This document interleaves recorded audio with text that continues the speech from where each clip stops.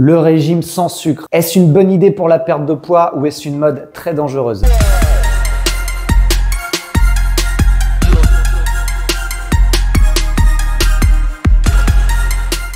Bonjour à tous et bienvenue sur la chaîne. Moi c'est Jérémy, votre coach sportif. Aujourd'hui on va parler d'un sujet extrêmement intéressant sur lequel on entend beaucoup de choses. C'est de couper les glucides pour la perte de poids. Donc notamment d'être en régime cétogène. Le régime cétogène, qu'est-ce que c'est? C'est un régime où l'objectif va être de couper la source d'énergie principale à notre corps, donc c'est-à-dire les glucides, pour l'obliger à fonctionner sur les matières grasses, les lipides, le gras. Du coup, il va rentrer ce qu'on appelle en cétose. Parce que étant donné qu'on ne va pas lui amener cette source d'énergie qu'il utilise habituellement, il va devoir trouver une autre source d'énergie, donc le gras, et donc créer des corps cétoniques. C'est pour ça que cette diète s'appelle la diète cétogène. Cette diète, à la base, elle n'a pas du tout été inventée pour la perte de poids, elle a été inventée pour vaincre l'épilepsie, parce que le cerveau, du coup, réagissait d'une certaine manière, étant donné que le cerveau, à la base, fonctionne normalement avec du sucre, avec nos glucides. Si on ne lui amène pas de glucides, il est obligé de fonctionner autrement. Et donc, ça aurait des effets très intéressants pour vaincre l'épilepsie et puis, bien sûr, d'autres maladies. Mais force est de constater que les personnes qui suivaient le régime cétogène avaient tendance à perdre du poids. Et donc, beaucoup de personnes se sont intéressées à ce régime pour la perte de poids.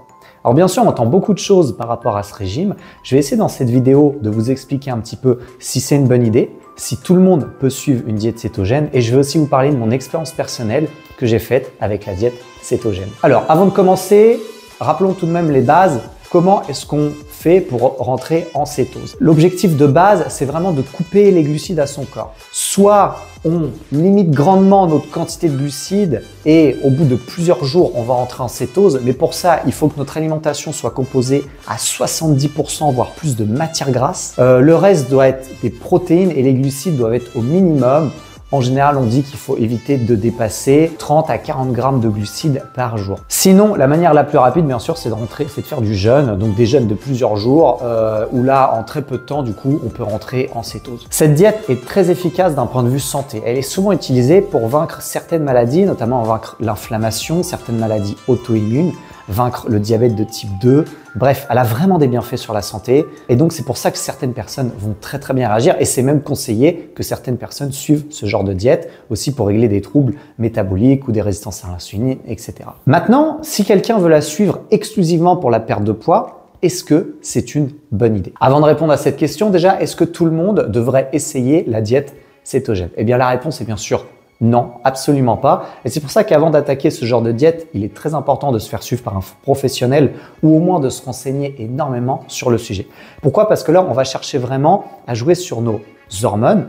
Le problème, c'est que de ne pas amener cette source de glucides qu'on utilise habituellement, ça va créer aussi plein de choses dans notre corps qui peuvent être néfastes suivant notre personnalité. Donc je pense notamment à certaines personnes, notamment les personnes assez anxieuses, qui ont besoin de glucides pour réguler un petit peu leur stress, pour s'apaiser un petit peu. Imaginez si on coupe du jour au lendemain les glucides à ce genre de personnes, c'est sûr qu'à un moment, au niveau émotionnel, ça va péter un câble quelque part. L'autre chose sur laquelle il faut faire attention aussi, c'est que certaines personnes avec des quotidiens très chargés, un travail très physique, beaucoup de sport, risquent de s'en sentir un petit peu plus faible sans cette source d'énergie principale qu'on envoie à notre corps. Ok, le corps peut utiliser le gras comme source d'énergie. Maintenant, il faut bien se mettre en tête que lui, il fait ça à la base pour survivre. C'est-à-dire qu'il ne fait pas ça pour être dans une forme optimale. Donc de faire ça de temps en temps pour vaincre certaines maladies, c'est ok. De faire ça tout le temps, de l'obliger à rentrer dans cet état constamment, est-ce vraiment bon pour le corps? J'en suis pas vraiment certain. En tout cas, une chose est sûre, ce n'est pas l'idéal pour nos performances sportives et notre objectif de développement physique. Bon, mais maintenant, si vraiment on veut perdre du poids et qu'on veut essayer cette diète, est-ce une bonne idée? Ça peut être une idée intéressante. Maintenant, il a été observé d'après des études que oui, les personnes qui faisaient un régime cétogène perdaient du poids. Il a été aussi observé que ces personnes ne perdaient pas spécialement du poids grâce au régime cétogène. Je m'explique. En fait, les personnes qui rentraient en régime cétogène se mettaient à perdre du poids tout simplement parce qu'elles ont abandonné leur ancienne alimentation qui était en général mauvaise pour passer à une alimentation plus saine. Et oui, quand on attaque une diète cétogène, on est forcé de manger des bonnes sources de matières grasses, des bonnes sources de protéines et en général, on est obligé d'éliminer quasiment toutes nos sources de glucides. C'est-à-dire qu'en gros, quasiment toutes les cochonneries qu'on mange en temps normal.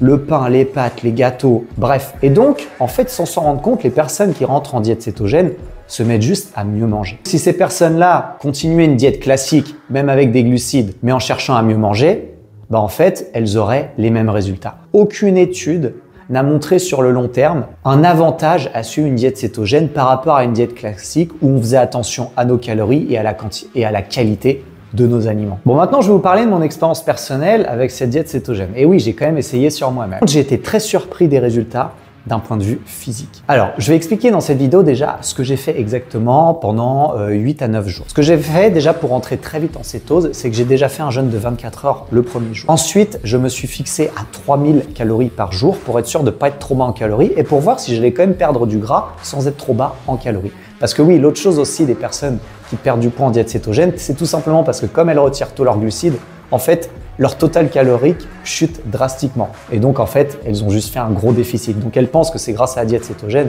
c'est juste grâce à un gros déficit calorique qu'elles perdent du poids. Bref, c'était une petite parenthèse. Donc, moi, pour être sûr de ne pas avoir ce problème, pour avoir vraiment une observation concrète, je me suis fixé quand même à 3000 calories, ce qui est à peu près mes calories de maintien. Je suis en léger déficit à 3000.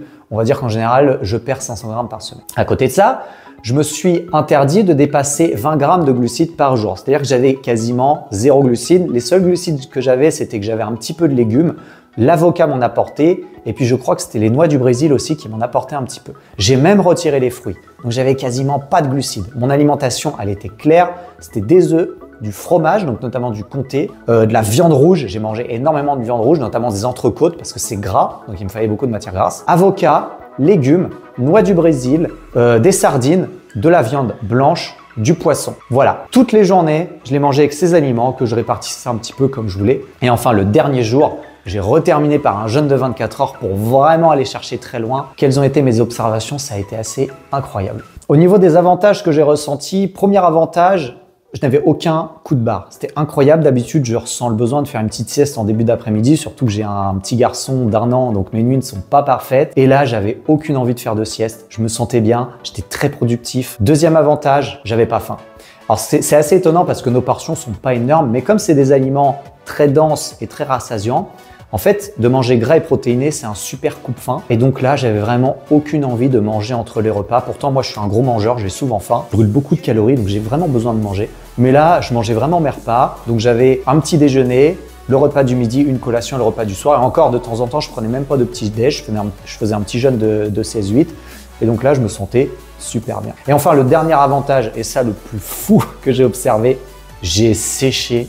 Mais comme jamais j'ai séché sans le vouloir. C'est-à-dire qu'en une semaine, j'ai perdu 4 kilos, mes abdos sont devenus ultra visibles, moi qui voulais même pas perdre de poids. Et pourtant, je le rappelle, je me suis fixé à 3000 calories. Ce qui normalement pour moi, bon certes est un léger déficit, mais comme je l'ai dit, léger. Je perds pas 4 kilos en une semaine. Donc comme quoi, deux diètes à 3000 calories, mais pas avec les mêmes aliments, me donnent des résultats radicalement différents. Donc c'est là où on peut voir que bien choisir ses aliments est très important, et là je l'ai bien observé.